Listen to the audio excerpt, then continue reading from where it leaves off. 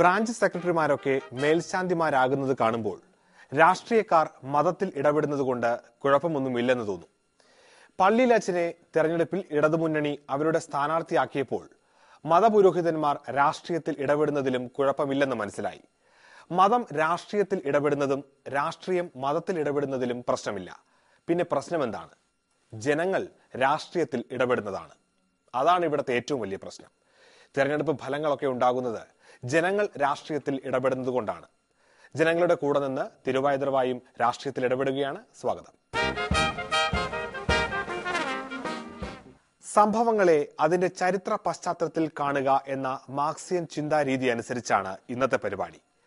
പഞ്ചായത്ത് തെരഞ്ഞെടുപ്പിനെ കേവലം ഒരു സംഭവമായി കാണാൻ വയ്യ.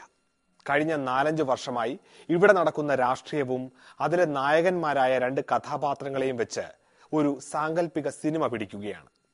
വിദേശ സിനിമകളെ ഷോട്ട് ബൈ ഷോട്ട് കോപ്പിയടിച്ച് മലയാളത്തിൽ പടം പിടിച്ചിട്ട് അതിന്റെ പേരിൽ ഒരു ഉളുപ്പുമില്ലാതെ വീമ്പടിച്ച് നടക്കുന്നവരുടെ നാട്ടിൽ ഒരു മലയാള പടത്തെയാണ് ഇവിടെ അല്പസ്വല്പം കോപ്പിയടിക്കുന്നത്.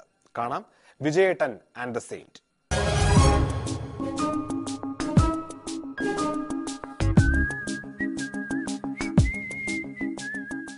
വിജയൻ എന്ന വിജയേട്ടൻ സംഘടനയുടെ നേതാവാകാൻ ശ്രമിക്കുന്നതിലൂടെയാണ് കഥ ആരംഭിക്കുന്നത്. വിജയത്തിനു വേണ്ടി നായകൻ അടവുകൾ പലതും പുറത്തെടുക്കുന്നു. വാഗ്ദാനത്തിന് വാഗ്ദാനം, കവിതയ്ക്ക് കവിത.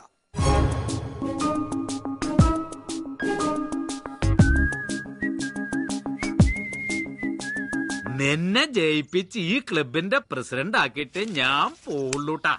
ഒരു മാറ്റം നമ്മളെല്ലാം ആഗ്രഹിക്കുന്നുണ്ട്. ആ മാറ്റത്തിന് വേണ്ടിയാണ് ഞാൻ വോട്ട് ചോദിക്കുന്നത്. മാറ്റുവിൻ ചട്ടങ്ങളെ, അല്ലെങ്കിൽ ആ പദ്യം വേണ്ടട്ട തന്നെ. നേരത്തെ ഒരു ഉറുദു കവിത ഉണ്ടായിരുന്നു. അതില് ഒരു കുട്ടി കടൽ കാണാൻ ചെന്നതാണ്. കുട്ടി വേഗം പോയി ഒരു ബക്കറ്റ് എടുത്തു കൊണ്ടുവന്നു. ഇതിലെ ഇങ്ങ് കോരി വെള്ളം എടുത്തു കൊണ്ടുവച്ച് അതിങ്ങനെ നോക്കിക്കൊണ്ടുവന്നു. അടിക്കുന്നില്ല, ഇത് തിര വരുന്നില്ല. അപ്പോൾ കുട്ടി പറഞ്ഞു, എന്താ വെള്ളമേ നീ അടിക്കാത്തത്, നീ എന്താ തിരയാകാത്തത്? വെള്ളം പറഞ്ഞു, അല്ലയോ കുട്ടി, ഞാൻ സമുദ്രത്തിന്റെ മാർത്തട്ടിനോട് ചേർന്ന് നിൽക്കുമ്പോൾ മാത്രമേ തിരയാകാൻ പറ്റൂ. ഈ ക്ലബിന്റെ സാരഥ്യം ഏറ്റെടുക്കാൻ എന്നോട് ആവശ്യപ്പെട്ട എന്റെ പ്രിയപ്പെട്ട സുഹൃത്തുക്കളെ, നിങ്ങൾക്ക് എന്റെ നമസ്കാരം. അധികാരം കിട്ടിപ്പോയി, ഇത് തന്നെ ഒരു അവസരം. അപ്പൊ കുറച്ച് കാര്യങ്ങൾ എന്റേതാക്കി കളയുക. സംഘടന കയ്യിലായി. ഇനി എന്ത്? സദസ്സറിഞ്ഞ് പ്രസംഗിക്കുക. അതായത് തന്റെ പ്രസംഗം കേൾക്കാനായി കൂടിയിരിക്കുന്ന പാർട്ടിക്കാരെ മാത്രം അഭിസംബോധന ചെയ്യുക. പാർട്ടിക്ക് പുറത്ത് മനുഷ്യരുണ്ടെന്ന് മറക്കുക. അവർക്ക് ഇഷ്ടക്കേടുണ്ടാകുമോ അകൽച്ചയുണ്ടാകുമോ എന്നത് അവഗണിക്കുക.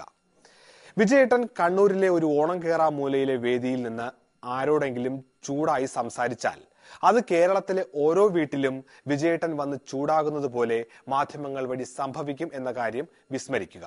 ഇത് വിജയേട്ടന്റെ സ്റ്റൈൽ. കത്തി കണ്ടാൽ ഭയപ്പെട്ടു പോകുന്നവരല്ല ഞങ്ങൾ കേട്ടാൽ.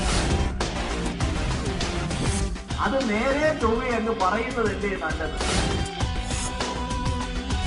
അദ്ദേഹം 4 എഴുത്തങ്ങ് എഴുതിയ ഈ പ്രസ്ഥാനം ചട്ടപ്പെട്ടപ്പെട്ടോ എന്ന് പറഞ്ഞിട്ട് തകർന്നു. പച്ച കള്ളം വിളിച്ചു പറഞ്ഞു. എന്തിനെ അത് മറച്ചു വെക്കാൻ തയ്യാറായി? നിങ്ങൾ ആരെയും വെള്ളം പൂശാൻ ശ്രമിക്കുന്നു. പക്ഷേ അവിടെ നിന്നോളണം.